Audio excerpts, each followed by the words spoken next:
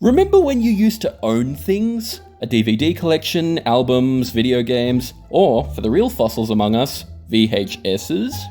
Try to think back to a simpler time. You'd go to the store, buy it, and own it forever. Yours to keep, scratch, lose, or re-watch 100 times until it died of exhaustion.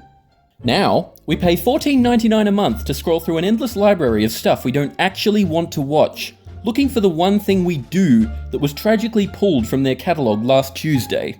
If licensing deals aren't the culprit, then that probably means the show's sensibilities aren't PC enough by modern standards.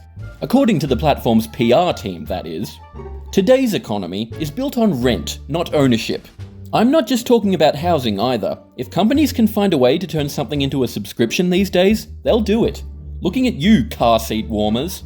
In the case of streaming though, it's less of a service and more content custody with visitation rights that may be removed at any time without explanation. The kids, it seems, were not the only thing tragically lost in the divorce. Most of us thought streaming was great back in the beginning. 1 or 2 platforms with almost everything we could want. No ads, no cable guy, just sweet, sweet binging. That was until every company jumped on the bandwagon. Now, if you want access to your favourite shows spread across 5 different platforms, you end up paying the same as you did for a cable subscription back in the day. As The Who once said, meet the new boss, same as the old boss. Truth be told, I'm the kind of person who'll only buy a service to watch a single show. If I can watch it within the span of a free trial, all the better. That'll only work though if the whole show is on one platform, and Season 3 isn't exclusive to Guam or something. Not available in your location. Yeah, because regional libraries are still a thing, like the Berlin Wall of entertainment. Thankfully, that's what VPNs are for. This is probably the point where you'd expect me to insert a plug for one, just like every other YouTube channel. Believe me, I wish I was successful enough to do that by now. Let's assume you've got one though. Too bad. Looks like your platform just detected and banned it, because apparently avoiding geo-blocking is now considered an international cybercrime. But wait, it gets worse. Now the platforms you're already paying for are adding additional layers of subscription, or tiers as they call them. Not to be confused with the tiers of subscribers that seem to keep these fat cats hydrated. Want the cheap deal? That'll come with ads. Of course, if you don't want to be interrupted by ads every 6 minutes, there's always premium. Yeah, good luck with that. Honestly, what puzzles me is how they're able to find advertisers who are willing to go along with this. Don't they realize that having their product associated with a rage-inducing interruption is only going to make me boycott it out of spite? Yes, I really am that petty. Heck, you might as well call me Tom at this point. Honestly though, what did you expect? Complaining is my whole thing. The whole reason we watch free-to-air TV for free is because the ads are what pays for it. As I mentioned before though, subscriptions aren't just limited to entertainment. Software now suffers from this affliction too.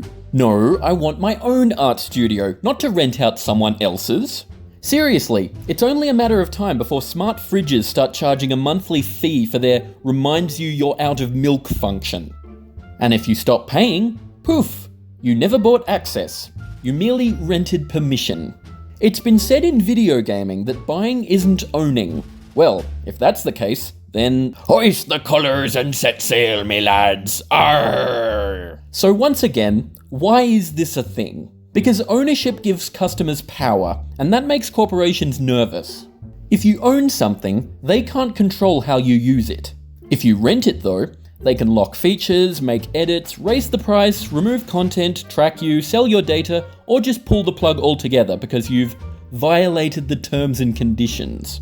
If you've seen my video on those, then you know how I feel. You may be thinking though, surely they won't subscriptify everything, but just you wait. Clothes, toothbrushes, coffee machines. I know I sound like a tinfoil hat wearing conspiracy theorist here, but it's already happening. You watch, even oxygen will become a monthly subscription once we're all living in space. Go watch The Expanse for what that looks like. No, wait, that would make Amazon even more money. Oh well, alternatives exist. Wink wink. Truth be told, subscriptions exist for the same reason as planned obsolescence, which I plan to discuss in a future video. It trades a lump sum for a never-ending stream. This is the point where I'd say like and subscribe if I didn't care about being a hypocrite. Which I don't, so please go ahead and do that. At least it's free. For now, at least. While you're there, leave a comment about your worst subscription-related headache. As always, thanks for watching.